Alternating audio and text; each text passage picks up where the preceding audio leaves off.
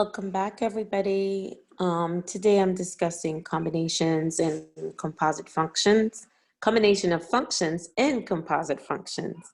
So this is where, guys, with combinations, I'm going to start with that first. When we are combining functions, we're looking at combining them, combining functions using the four basic operations. Now, the purpose of this, guys, is to combine the functions using the sum, the difference, the product, and the quotient to create brand new functions. So this is where you combine two or more functions to create a brand new function. So you're combining two or more functions to create a brand new function. Let me go ahead and write this down for you guys. You are combining two or more functions using the four basic operations to create a new function.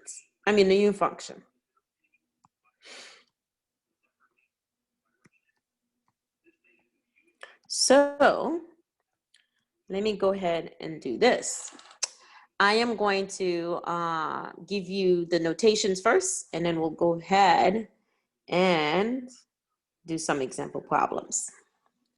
Now, for the notations, guys, starting with the sum, when we talk about combining two functions together, we could find their sum. And when we're finding their sum, we're looking at adding. If one function is f of x and the other one is g of x, we're looking at adding the two functions together to create a brand new function called the sum of f of x and g of x. Remember, f of x, g of x, h of x are the most common function notations. Now, another way to notate this is f plus g of x. That's still the same notation. You can also create a brand new function by finding the difference of the two functions. So in other words, you would take the f of x and minus the g of x function. Now, like as before, another way to notate this is f minus g of x. Next, we could also do this through the product. Product, of course, meaning multiplication. So if we find the product of two functions, we could create a brand new function called the product of f of x times g of x, which could also be notated as f times g of x. And then last but not least, guys, you have the quotient. Now you got to be careful with the quotient because of the domain, but we're not going to emphasize that this much in this class, okay? So this is where you take the two functions and you divide them together. You divide them. Now, of course, there's another way to note this, and another way to note this is f divided by g of x. So these are the four basic ways you can combine two or more functions together, guys. Now, let me go ahead and go into the examples. By the way, this is easy, guys. This is not difficult at all, okay? So let's say you are given the function g of x equals to negative 6x. You know what? Let's start this all over again because I want to start with f of x. Why did I start with g of x first? Okay. Let's start with f of x first. F of x is 4x plus 3, while g of x is equal to negative 6x plus 5. And so if we wanted to find the sum of the two functions, you might see something like this. F of x plus g of x, meaning you take the f of x function, 4x plus 3, that's the f of x function. You add it to the g of x function, which is the negative 6x plus 5. I should have used a different color here, guys. You know what? Let's just go back and use a different color because it does help to color code things. And so let me just drop a different color here. Negative 6x plus 5. And so now you're going to combine like terms to create this sum of these two functions, guys. So you combine the 4x and the negative 6x, that gives you negative 2x. And then 3 plus 5 gives you 8. So 8 is the brand new function called the sum of f of x and g of x. All right, guys. So now let me go ahead and do the difference. If we're looking at finding the difference, okay, and we're also going to be evaluating these two, okay? If we're looking at finding the difference between f of g of x, f minus g of x, we would take the f of x function, which is 4x plus 3, and we would go ahead and subtract, okay, the g of x function. So let me go ahead and grab a different color here. When we do the subtraction, guys, you know, I don't have enough room here. So let me just go back just slightly, okay? Let's just write it on the second line, all right? So we got 4x plus 3 minus, okay, the g of x function. And the g of x function, guys, is the negative 6x plus 5, all right? So now you're going to simplify this out. So what do you get? The 4x plus 3 plus 6x minus 5, and then combine like terms, 4x plus 6x is 10x, and then 3 take away 5 leaves you with a negative 2. And there's your answer. So this function right here, 10x minus 2, is called the difference of f of g of x, okay? Or you could say f of x minus g of x. It's still the same thing. Now, next, I am going to go ahead and go back to the product. We're going to create a function using the product. And so we're going to multiply the two together. Now, this might be a little bit over you guys because above your head, because we really haven't talked about multiplying polynomials yet. So I'm hoping you guys remember how to multiply two polynomials together. If you don't, that's okay. I don't think there's too many problems on the assignment that requires multiplication. So guys, I'm just gonna show this to you, but the ones on the computer, I believe they just ask you to evaluate the function and then find the product. They're not asking you to actually multiply the two functions together, okay? So on this one right here, when we're finding the product, we're looking at multiplying f of x by g of x to create a new function called the product of f of x and g of x. So you would take the f of x function and multiply it by the g of x function, negative 6x plus 5. Now, here's the conundrum. We haven't talked about multiplying two binomials yet, but some of you may recall multiplying binomials back in your geometry and algebra 1 classes. So if you do, that's great. If you don't, that's okay. Don't emphasize this that much, guys, okay? The ones you will see on the assignment requires you to evaluate and find the product. So let's go ahead and look quickly. I'm just gonna do it out for you. So I'm just using FOIA. So I'm multiplying the first two terms together. 4x times negative 6x is going to give me a negative 24x squared. And then we're going to multiply the outer terms together, 4x times 5, that's 20x. The inner or inside terms together, we get negative 18x. And then the last two terms together, so we get 15. And of course, you would have to combine these two terms together. So the answer turns out to be negative 24x squared plus 2x plus 15. And that's it. Now, obviously, guys, this may not be too familiar to you because we haven't talked about multiplying polynomials, but that's okay. All right, we'll come back to it sometime in the near future. All right, everybody. So I'm going to go ahead and move along. The next part of this has to do with the quotient. Now, for the quotient, people, we're looking at dividing f of x and g of x together. By the way, you could also rewrite this as f of x over g of x. That's still the same thing, guys, okay? We're just finding the quotient. So for the quotient, you simply take the f of x function, 4x plus 3, and divide it by negative 6x plus 5. Now, in some instances, guys, they might ask you, what is the restricted value? What is that value that's going to make the denominator equal to 0? So you would take the denominator, set it equal to 0, and solve it. So the value that would make the denominator equals to 0 would be x equals to 5/6.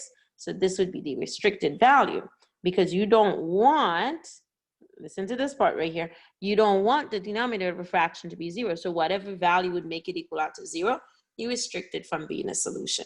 But that's not part of this class. I'm just giving you a lot of information that you really don't need at this level, okay? So now, guys, I am going to evaluate these functions, okay? Here are some of the basic problems you will see, okay? And I'm going to make these very quick and easy.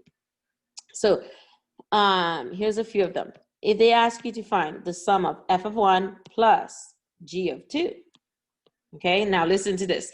You take the, you find the value of f of 1, so you take the 1, plug it into the f function, so that's going to give you 4 times 1 plus 3, which gives you 4 plus 3, and 4 plus 3 is 7. So you calculate f of 1. Then you go and calculate g of 2. Now for g of 2, you plug it into the g function, so you get negative 6 times 2 plus 5. You work it out, so you get negative 12 plus 5, which gives you a negative 7. Ooh, Shazam, did you guys see that? I just got a 0. Okay, I didn't plan this, guys. It just happened. 7 plus negative 7 is 0. It just happened. It wasn't supposed to be like that, okay? Now, let's find a difference, okay? Now, for this one right here, listen, okay? I'm going to write the notation a little differently. So this time I'm going to do f of, okay, if my pen would write, Shazam. Okay, just what I didn't need right now. Okay, let's try it way over here. F of 2. No, let's do this way. Okay, let's use a different notation. F minus g of 2. Okay, Shazam. So what does this one want us to do? They want us to find f of 2 minus g of 2. So you take the 2, substitute that into the f function, so you get 4 times 2 plus 3, which gives you 8 plus 3, and 8 plus 3 is 11. Then you do the g of 2 function. Now for the g of 2 function, you would do negative 6 times 2, okay, plus 5. So negative 6 times 2 is going to be a negative 12, and then negative 12 plus 5 is going to give you a negative 7. Okay, ooh, that's good. Minus a negative 7. Okay, so guys, listen, this is pretty easy, but you got to know what you're doing. So now what we end up with is 11 plus 7, which gives us 18. So again, as you can tell, the evaluation part, it's easy. Now let's do a multiplication one, okay? Now for the multiplication ones, very similar to subtraction and addition, or the sum and the difference. And so this is what I was talking about earlier. You don't have to worry about multiplying two binomials together. They're probably going to ask you to just simply evaluate, guys, something like this.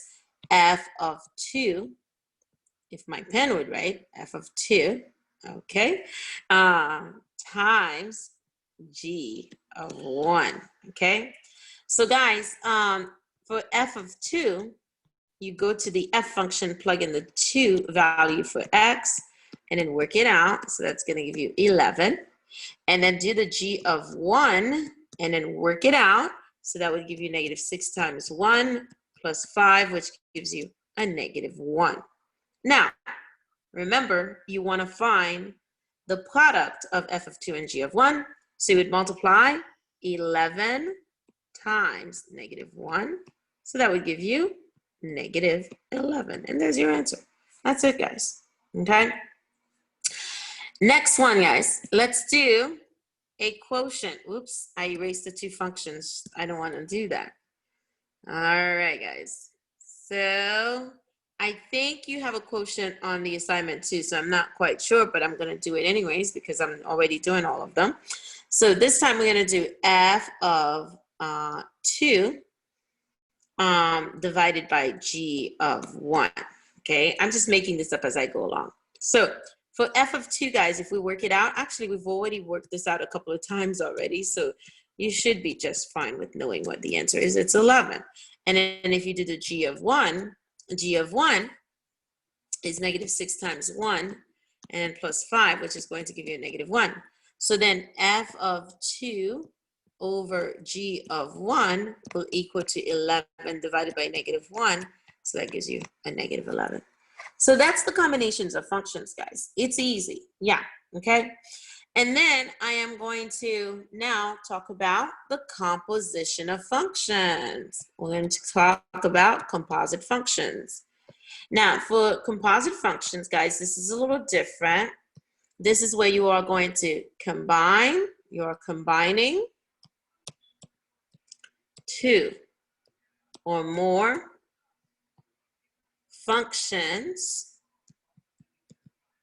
using substitution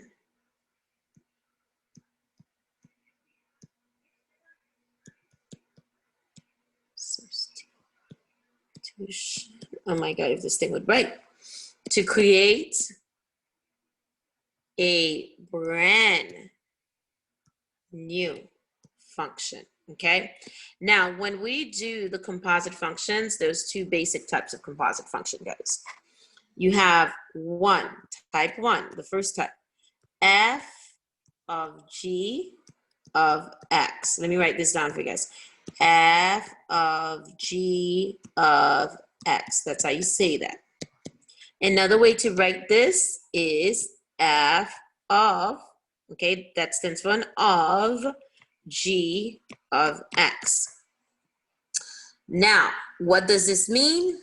It means this, guys. You substitute g of x into f of x. So you take whatever g of x is equal to, and you substitute that into the f of x function for x. So essentially, guys, you're creating a brand new function, all right? So that's the first one. Now, the second one, the second type is g of f of x.